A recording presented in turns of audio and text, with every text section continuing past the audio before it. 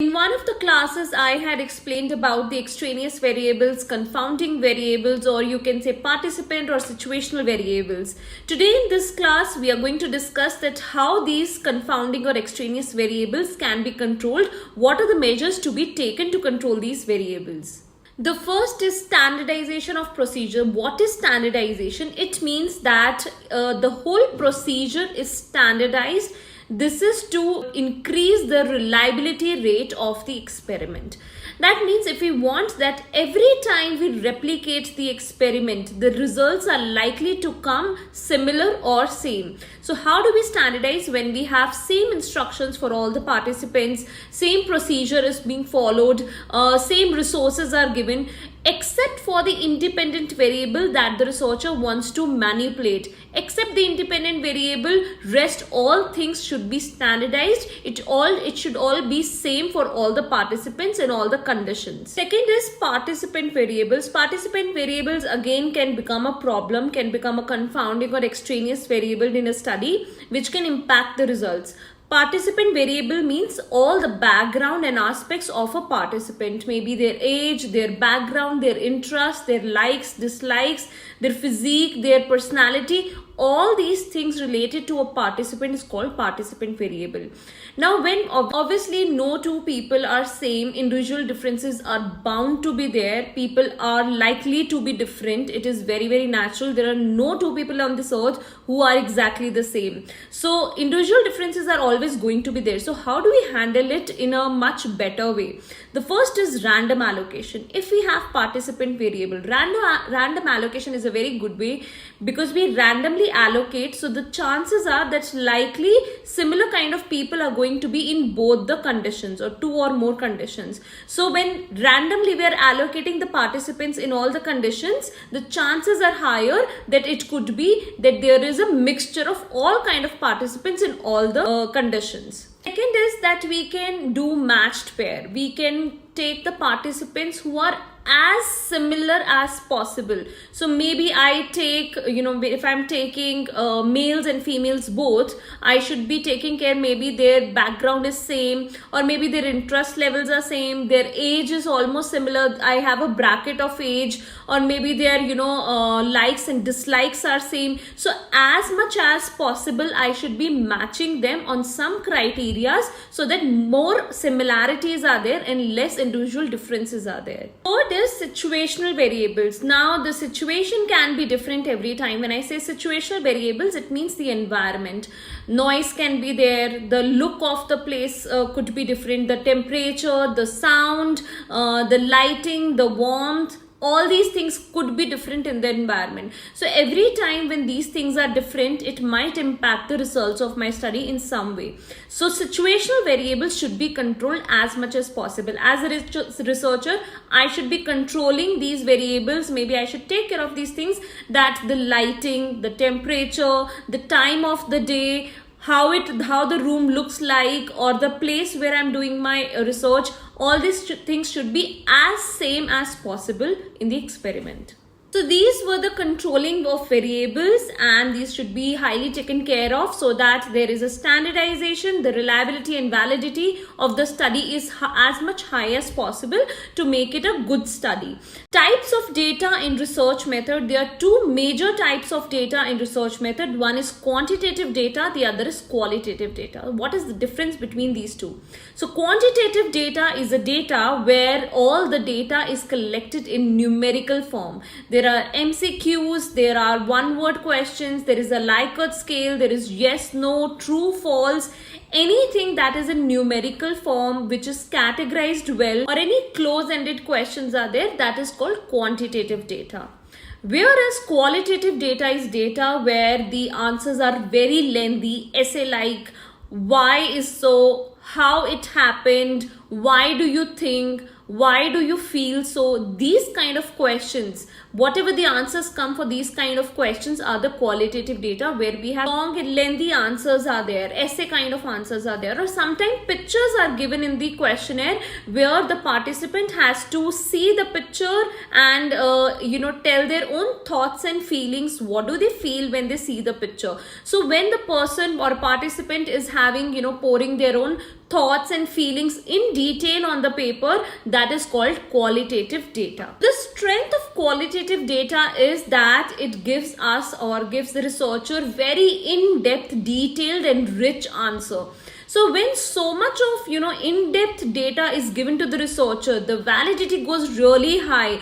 We know what are the reasons, what are the causes, and what person or participant is feeling and what are their opinions. So we get so much of data, obviously the validity of the experiment or the study goes really high. The weakness of qualitative data is, since the data is too much, it can lead to researcher biasness. Means if I am a researcher, I might have my own perception of looking at the answers. I might interpret the answer in my own particular way, and I have a different perception. Maybe some other researcher has a different perception. When different researchers have different perception and interpretation of the same answer, the reliability of the whole study, all the answers goes down. So that is the problem with the qualitative data, that it is difficult to compare, difficult to analyze, difficult to interpret. The strength of quantitative data is that it is very easy to analyze. It is just true, false, MCQs are there. Anybody can literally, correct the answers. They can see what are the answers, and there is no much differences between the different researchers. So whatever I am doing the scoring of one test, maybe it's like 8 out of 10, or maybe the person is very happy. This is what comes out after seeing the scores. The similar or same results are going to be interpreted by the another researcher as well, because the answers are very clear cut. There is no room or no chance of researcher biasness. Weakness of quantitative data is that the data is too limited. We just know that the person is happy or the person feels this way, but why they feel this way, what makes them happy or what makes them unhappy, how, why, the causes, nothing is being given to the researcher in these kind of answers in quantitative data. So limits the validity. In that case, it makes the data less valid. Then there are similar terminologies, subjective data and objective data. Subjective data is a data where the data is more like qualitative data. It is influenced by a person's thoughts, perceptions, opinions, thinking and feeling. So that is more subjective. Objective, on the other hand, is more quantifiable, is more objective, more numerical in nature. It is less biased in nature as compared to subjective data. For the two types of data, quantitative, qualitative, and similar terminology, subjective and objective data. I hope it is clear to you. I've put up some nice practice questions for you. Please try doing it. And if you have any trouble in answering these questions, you can write in the comments below. Either I'll check your corrected answers or I'll give you the answers if your answer is not correct. Let's start with sample and population. There are many students who get confused between they don't know the difference between sample and population. So here is the difference. I'll explain by giving an example here. Now let's say I'm a researcher and I want to do a study on mothers who have small babies and they want to buy diapers for their babies. Now when they want to buy diapers for their babies, I want to know that what do you think about the diapers, how the diapers should be, the softness, anti-rash free, or how the fragrance of the diapers should be like. So these are the questions that I have for these mothers. Now my participants are who? Who is my population here? Who is my targeted population? Obviously not the fathers. I mean, of course the fathers also change the diapers, no stereotyping, but still let's just target mothers for now, for the time being. So mothers, newly mothers are the target audience here. Now in my country or all over the world, every lady who has a newborn baby, who needs a diaper for their baby, are the targeted population for my study. So these people who are eligible to the criteria of my study is the population. Now, practically speaking, taking all the new mothers who have newborn babies or small babies who use diaper, they cannot be a part of my study. That means I would need millions and billions of these ladies in my study to make them my sample of the study, to make the participants of my study, which is not at all possible, obviously. So this is my population.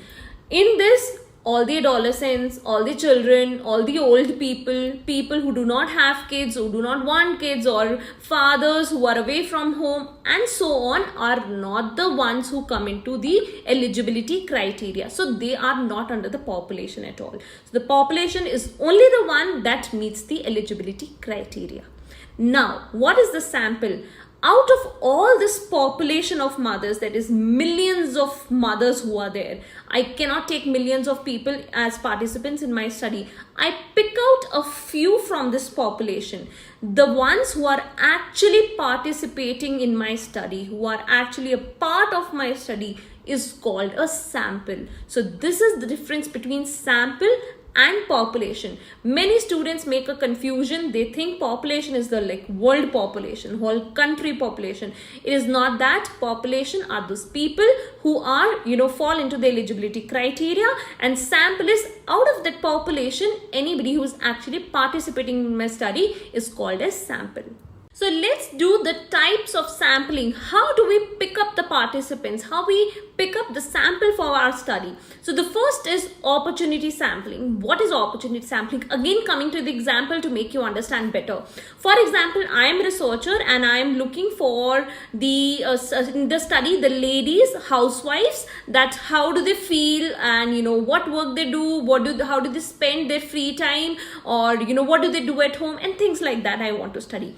So I'm sitting right now at home and I want to do this study right away. So I just step out of my apartment, and in my apartment there are, say, 200 flats, and I just go out, and it's during daytime. Most likely working women are out in the office working, and housewives are generally at their house, or maybe they're roaming around in the park or something. So I go out and I see that there are few ladies. So whosoever I come across, I request them to be a part of my study. So this way, whosoever is coming across my way is the opportunity sampling. I am getting the opportunity to make them a part of my study. Or another example, I want to do a study on teachers. Okay, so now I'm not randomly going to any teachers. Through my contacts, I'm randomly picking up few teachers whom I already know. I have their contact details and I know them from my past over the years. Maybe they were my colleagues or something. So I just call them and ask them if they can be a part of my study. Here, since I knew them, they are in touch with me, I had their contact, I call them for my study. This is called an opportunity sampling, where I am getting an opportunity to make them a part of my study. The second is random sampling. It means randomly picking up the participants from the population and make them our sample in the study. For example, I am a researcher and I go to the school. I want to study some students. I need to understand the psychology of some students. So I go to the school and there are a lot of students, say 500 students are there in this school. Now, every student here has an equal chance of getting selected for my study. So in this, I randomly, what do? I make a chit, and on the paper I write their name, and all the papers are, put it in a big bowl. And I shuffle that big bowl, and from that I just pick up 10 or maybe say 50 participants I pick up 50 chits from that bowl. So whatever chit comes in, whosoever name comes in, that becomes the participant of my study. Now here the population was who? The population was this full school was there. Every student is the population there. I want to study this school student only. And who becomes my sample? Whosoever name comes from that chit, from that big bowl.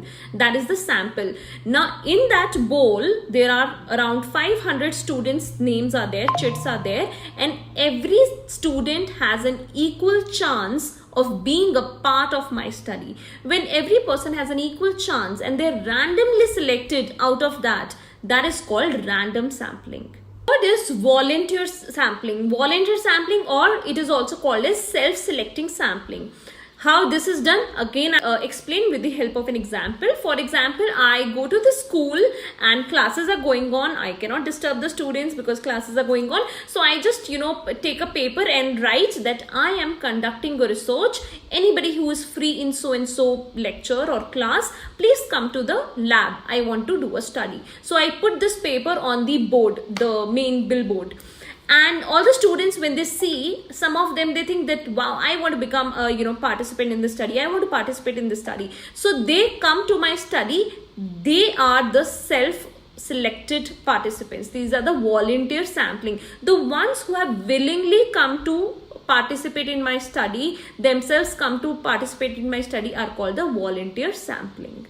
Now let's do the advantages and disadvantages of both the things. So the first is opportunity sampling. The advantage of opportunity sampling is that it's very easy. It is very convenient. Whosoever comes my way, I can make them my sample. It's very easy. So the moment I step out of my house, whosoever I see in my apartment, I say, hey, can you please be, participate in my study? Can you be a part of my study? I request them, and if they agree, they become a part of my study. So that is, of course, if they are meeting the eligibility criteria.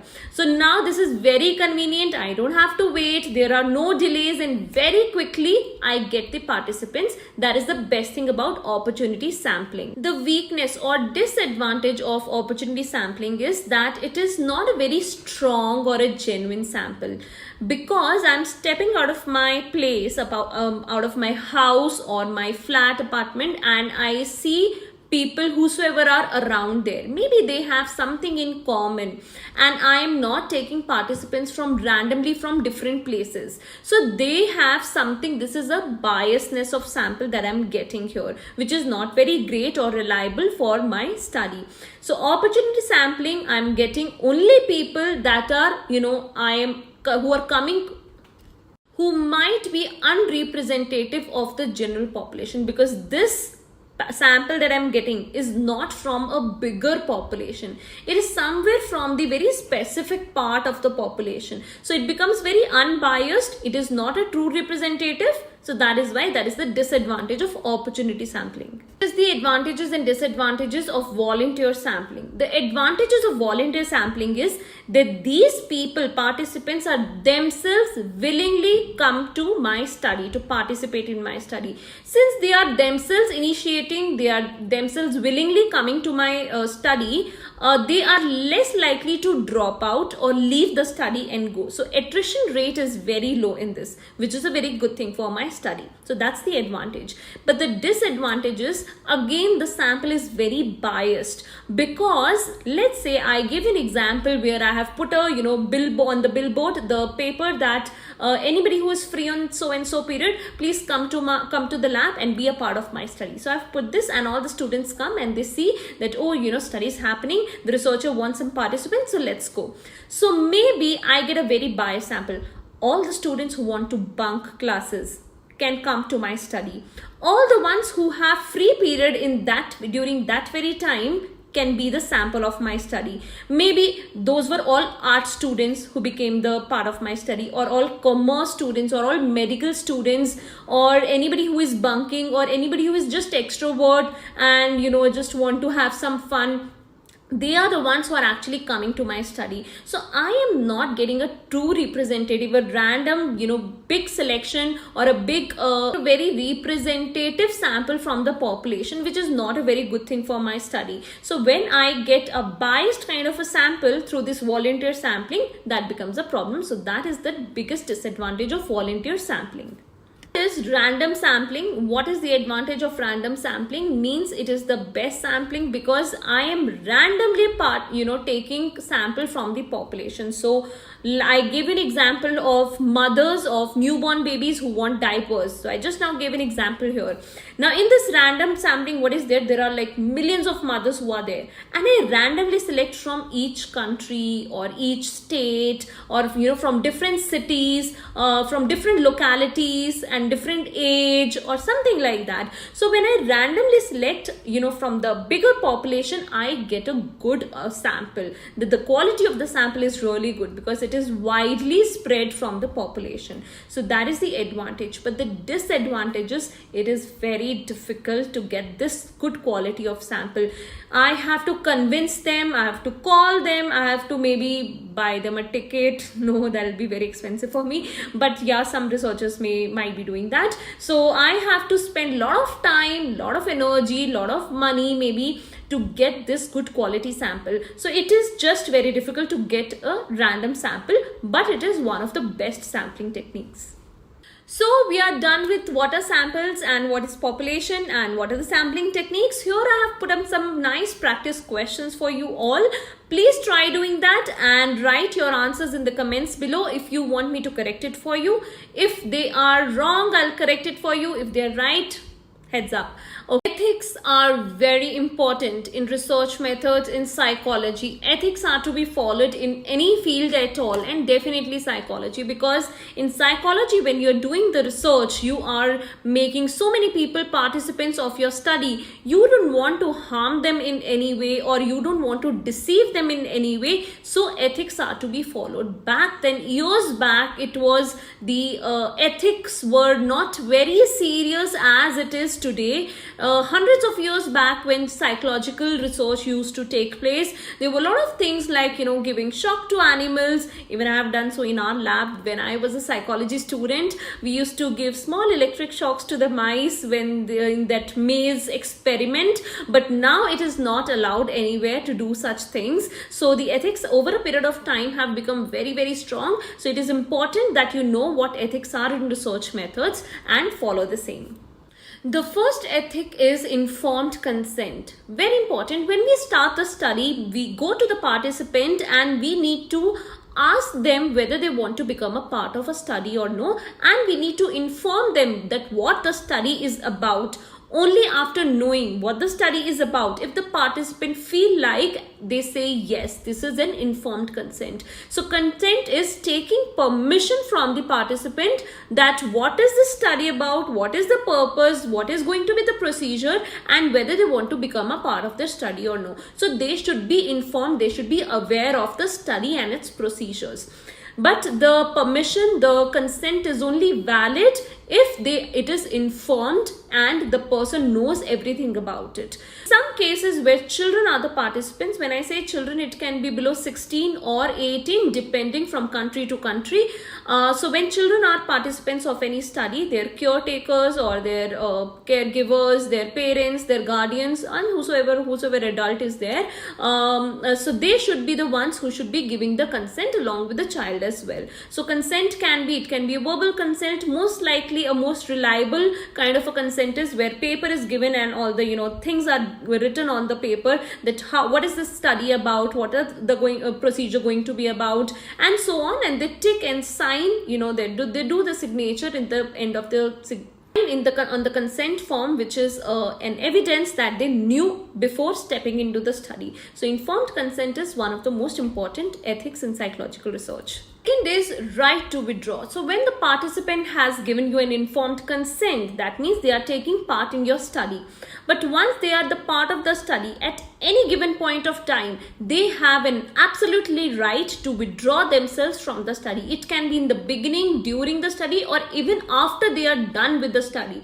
They have the right to withdraw. So whenever they are feeling uncomfortable, they are distressed about the questions that you have given them, or they are uncomfortable about any procedure or method of the study, they can say, or for any other reason as well, they can very well tell the researcher, and researcher is not supposed to pressurize them to continue with the study.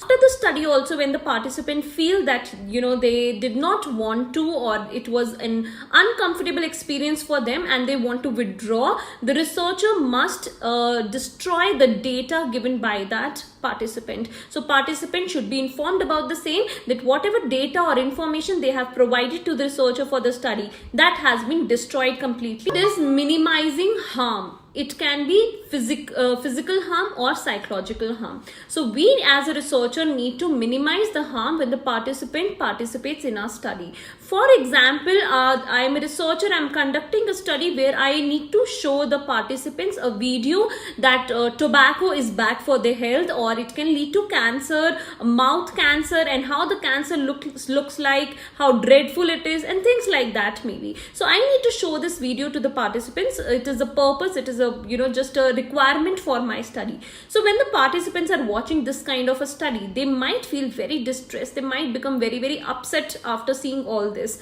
Such kind of cases, this was just an example, they need to leave the study without any psychological harm. They should not get so upset or so distressed after watching the video that it actually impacts them for a longer period of time. So it means psychological harm or physical harm. It means that the way they come to the study, the same way or in almost similar manner, they should be leaving the study. So there should not be much of negative changes in their thought processes or feelings or emotions. So can go for physical harm as well. Maybe I want them to perform something during my study which I feel can harm them physically. So these kind of stunts or these kind of things should not be involved in the study where the participants get physically harmed. Fourth is lack of deception. When the participants come and be a part of your study, you as a researcher should not be deceiving them. That is, you cannot tell them a lie or you cannot give them any false information. When they are coming, they are giving informed consent. That means they are giving you permission that they can be a part of your study. So they need to know what is the aim of the study, what is the method, what is the procedure or purpose of the study. So all these things they should be knowing, and they should not be deceived in a way that no lies, no manipulation or things like that. But sometimes what happens is that deception is little important in the study for the researcher so that the study can be more valid or more reliable. Why? Because sometimes when we give the true aim of the study, the participant knows that they are being judged on so and so particular thing, they might alter their behavior, they might fake or pretend. In this case, when they are not showing their natural behavior, their true behavior, they are showing their altered behavior, this can skew my results. For example, I am doing a study where I need to see the good mannerisms of students. Now I want to see how students behave or what are their etiquettes during the lunchtime in their school. So when I go and I tell them like, look, I'm going to do this study, I want to see your etiquettes, how you people are behaving, and I'll be recording all of this.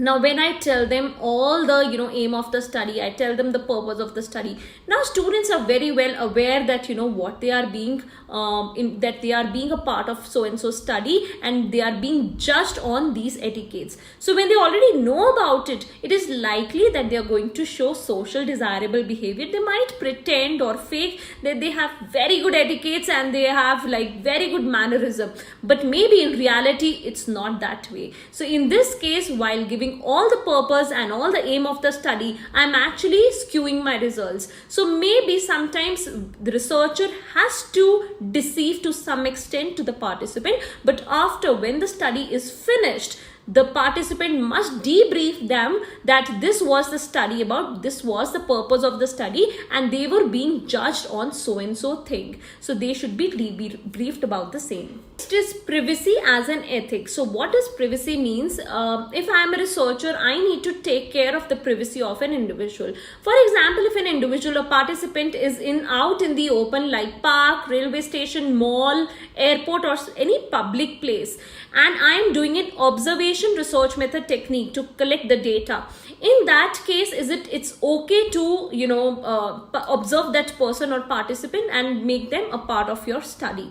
But you should not be going to their home and spying, or you should not be stalking them or going after them when they're going to the washroom or places like that, which is more private, which is not public at all. So you their private zone and hinder their privacy in any way. So that is a breach of privacy. So that should be taken care of while doing the research. Debriefing. Debriefing means once the study gets over, The participant should be informed by the researcher that what was the study about. Like I told you about deception. Initially, when the participant comes and gives the informed consent, they become a part of the study. Sometimes it is important to deceive the participant because we do not want them to know the true aim of the study or purpose of the study, because we don't want them to change their behavior and we want them to act as natural as possible. So in that case, deception is being done. But after the study is over, it is important for the participant or for the researcher to go to the participant and tell them about that they were being judged on so and so things and this was the purpose of the study. So this is called as debriefing. Or sometimes in some cases, studies have such kind of a method where the participant can become very distressed and feel very guilty about something or shameful about something. In such cases as well, once the study is over, it is important for the researcher to go to the participant and debrief them that this was just a study and this was the purpose of the study, so that the person do not leave or participant does not leave the study with guilt, shame or any kind of distress.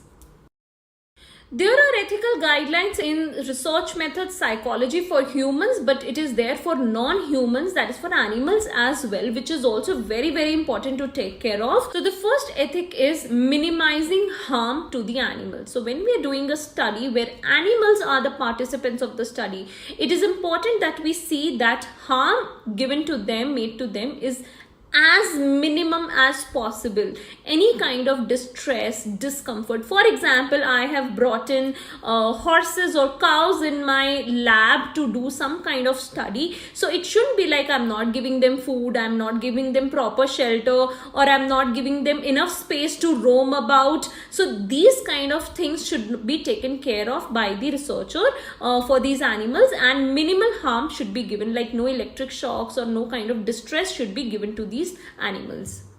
Second is replacement. BPS, British Psychological Society, clearly states that whenever possible, don't try to take animals. If it's possible, you can take a footage or video footage or from the previous studies and use that instead of bringing animals in the study. So this replacement is one of the ethics. Next is species. It is important to see that what kind of species you can use for your study. Maybe for a particular study, one kind of species, it's easier to take, it's more convenient to take, but it is more discomforting for or more stressful to take another kind of species. So different species have different reactions towards the study or different reactions to a given stimulation. So it is important to see that the researcher has a good understanding of which kind of animal is more appropriate ethically and practically. For example, if I have a lab and I want to do a study on some animals, maybe it's easier or more convenient or ethically correct to bring in horse or cow for that. This is just an example. Maybe because they are domesticated animals and they feel very comfortable around the human beings. But if I bring in some wild animal or any animal who is not comfortable around with these surroundings or with human beings, it can be very distressing for them. So it is important to choose the right species for the right kind of study.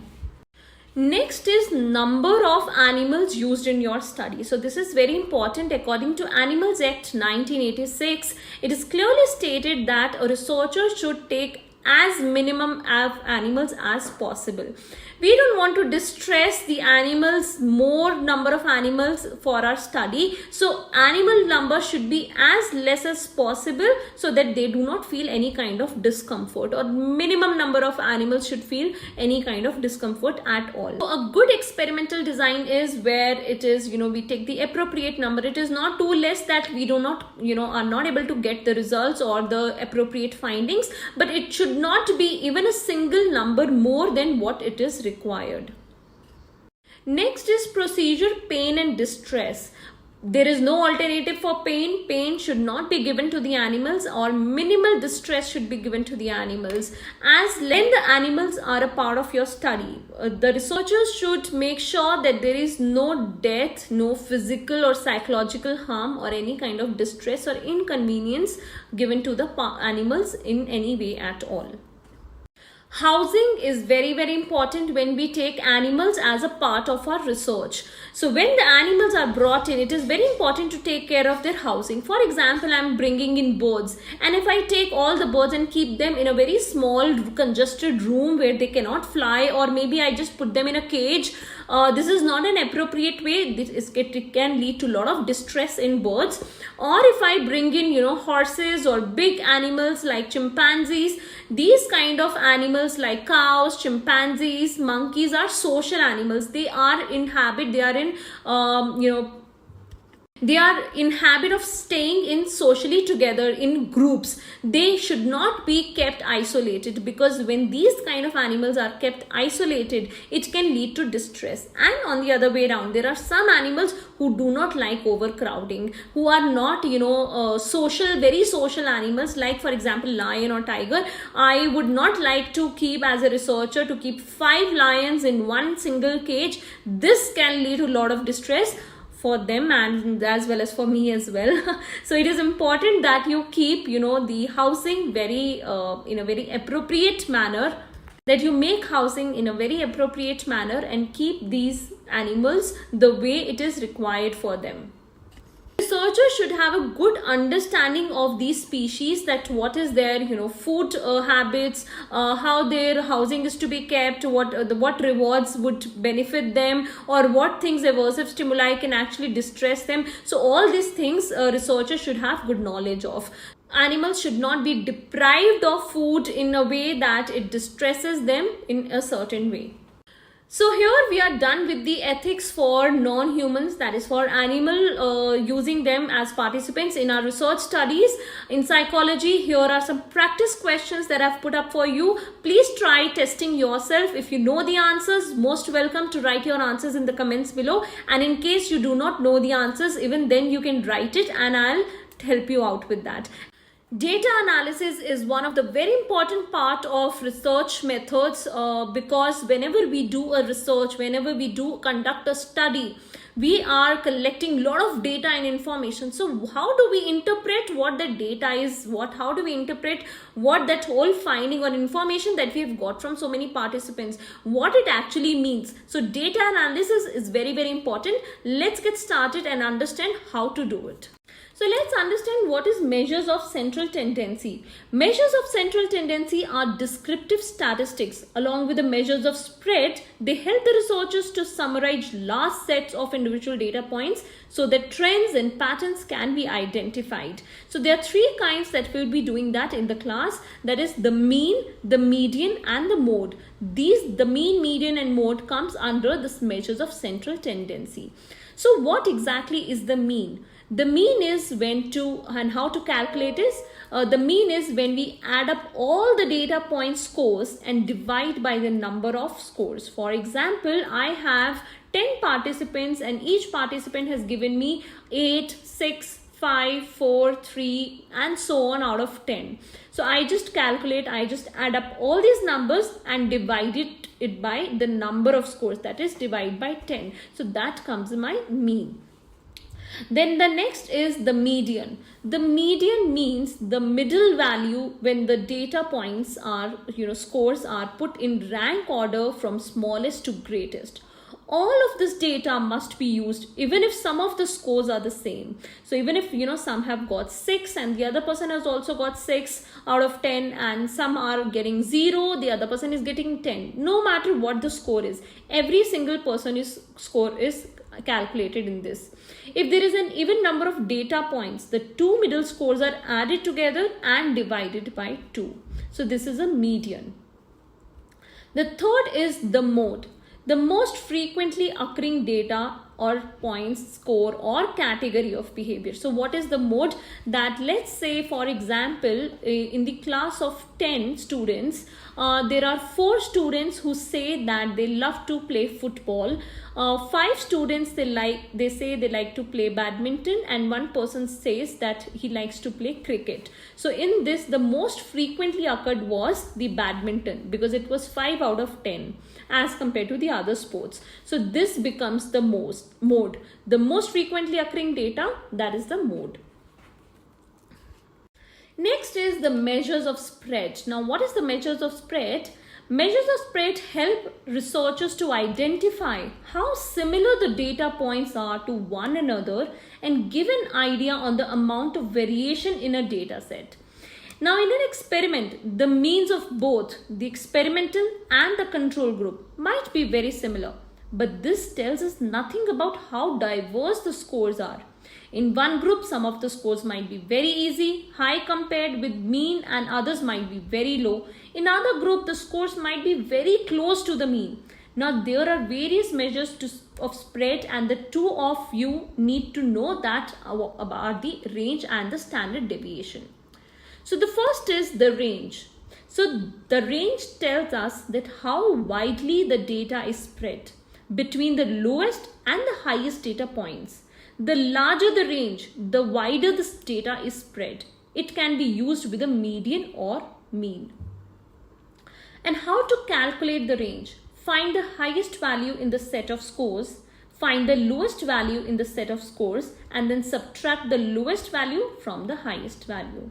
For example, in a given study, the researcher calculated the range for the amount of time spent in engaging different mindful activities. For example, time spent, body scanned, ranging from this minutes, whatever. This is example, don't include. The second is standard deviation. What is standard deviation? It means giving precise information about the spread around the mean. Smaller standard deviations suggest the data points are clustered more tightly around the mean, and larger standard deviations suggest that the data points are more diverse. And how to calculate standard deviation? The mean is subtracted from each data point to see how far each score deviates from the mean. The rest of the calculation allows the researcher to identify the average amount of deviation from the mean. In this class, we are going to learn about what are bar charts, histograms and scattergraphs, and when these kind of charts are actually used. So graphs are very helpful when graphs help researchers to communicate their results visually. Whatever the results or scores come in, it is easier to see in the graphs and to understand it much better, allowing people to quickly understand the main patterns and trends from the results. First is bar charts. Bar charts are very helpful for quickly demonstrating the relative difference between the values obtained from two or more groups or conditions in an experiment. Now, often bar charts compare the mean, median or modal values obtained in two or more levels of the independent variable in experimental studies.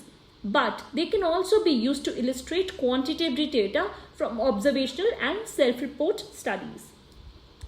This is one of the examples for bar charts where it is clearly showing that the blue bar is up till 26 and the pink bar is only up till 23. So this is for high empathy, and then for low empathy you can see that the blue is above till 27 and the pink bar is till 30. So this gives us a very clear illustration of the results. Next is histograms. When are histograms used? Histograms are used when the data is continuous. Continuous data is data that can be measured on an infinite scale where values can be infinitely large or infinitely tiny. A good example is time. Units can be as large as century or as tiny as a nanosecond. So the histogram shows the distribution of all the collected data rather than the average. The horizontal axis, x-axis, is divided into appropriate intervals representing the full range of data points or scores, and the vertical y-axis is labeled frequency and shows how many people scored within each interval. So as the data is continuous, the bars on a histogram should be touching, and if there are no scores with a certain range, a gap should be left. The third is scattergraphs. Scattergraphs are used to present correlational data, like a histogram. They show the complete distribution of the data collected from all the participants. The x-axis horizontal will be labeled with one of the covariables, and the y-axis vertical will be labeled with the other covariable. It does not matter which covariable goes on which axis. Next, the pairs of scores obtained from each participant are plotted using a small dot or cross. As You have 20 questions to do, and for each question you are going to get 20 seconds. So let's see how well you know your research methods.